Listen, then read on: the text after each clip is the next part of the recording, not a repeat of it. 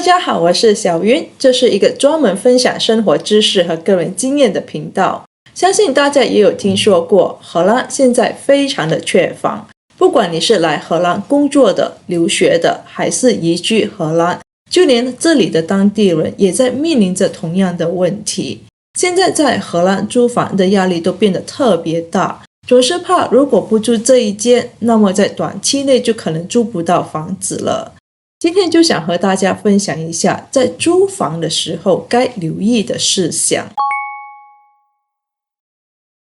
如果你人还在自己的国家，该如何在荷兰租房呢？我的建议是最好不要这样做。首先是因为非常的危险，房东很容易跑路，其次就是房子真实的情况往往和你在网上看到的会有落差。最好就是你先提前来到荷兰，到了荷兰之后，你先住进 Airbnb， 人在这里的时候实体去看房，然后才租房。如果你实在要远程租房，那你一定要问到房东的 ID 和房产证明文件，证明这间房子是他的，确认是同一个人哦。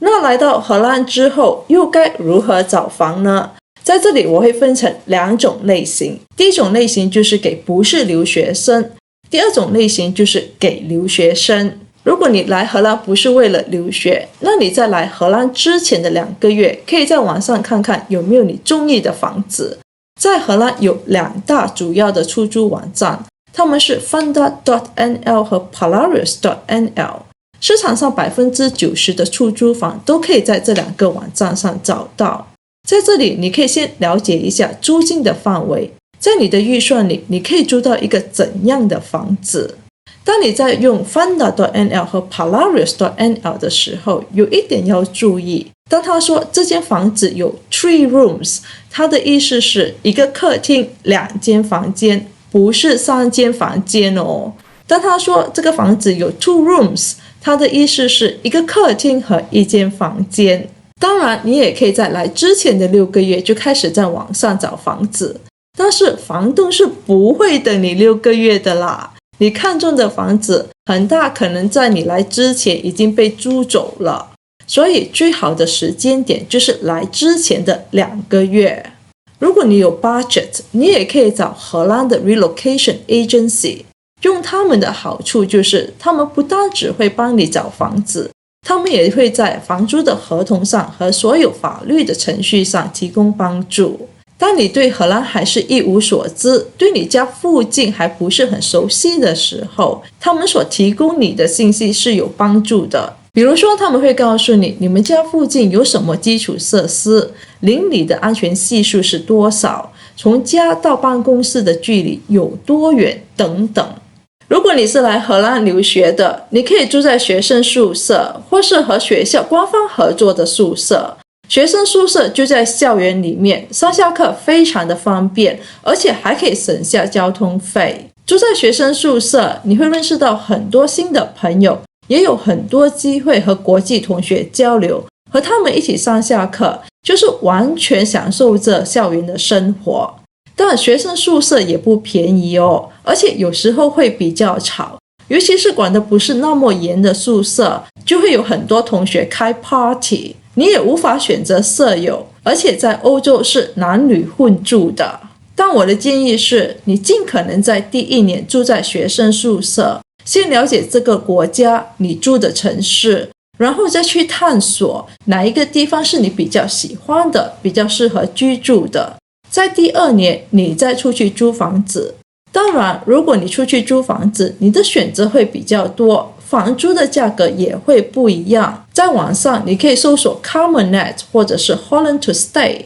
这2个网站都是比较可靠的。 Carmennet 的房源都是被审核过的， Holland to Stay 就是自己的房源。在荷兰还有一些微信群，像是荷乐网、荷兰生活网，一般都会有毕业生退房，或者是房东会发一些信息，你可以看看有没有毕业生退房。如果他人可以在这个房子住到毕业，你可想而知这个房子的性价比和房子的条件应该都不会太差。在 Facebook 你也可以找到有关于出租房的帖子，但是也有很多骗子。当你在 Facebook 看到地段非常好、租金非常便宜的，你都不要相信，大部分都是骗人的。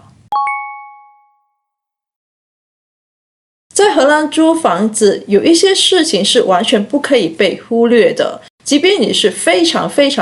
的着急。我接下来说的这几件事情，你一定要先看清楚，然后再决定要不要租，不然你会很容易踩雷。在异国租房，我个人觉得安全的环境是非常的重要。你可以在 allcharts.info 里搜索你要租的那一个区域的安全系数是多少，它也包括了那一个区域其他相关的资料供你参考。比如说，我将会住在阿姆南的 Beethovenberg， 在这里你可以找到这一区所有相关的资料和情况，包括这一区的犯罪率、偷窃等等。一人在外，安全是最重要的，所以一定要找安全一点的地方哦，尤其是女生。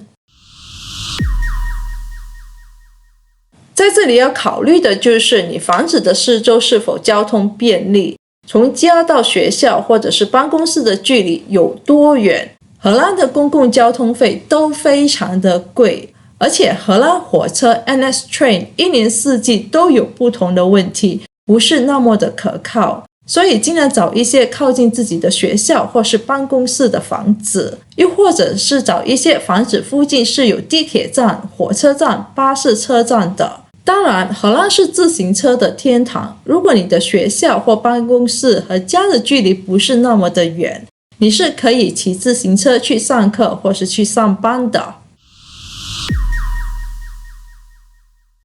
如果你是合租，在你看房子的时候，尽量和舍友见上一面，多聊几句，因为和舍友同住在一起，有时候真的是很看眼缘，和看不顺眼的人每天同住在一个屋檐下，真的还蛮难受的。你可能会说，第一次见面你也看不出些什么，也不能肯定他和你合不合得来，所以就只能凭第一印象和感觉了。如果你是独身一人，那就尽量不要和情侣合租，因为多多少少还是会有不方便的。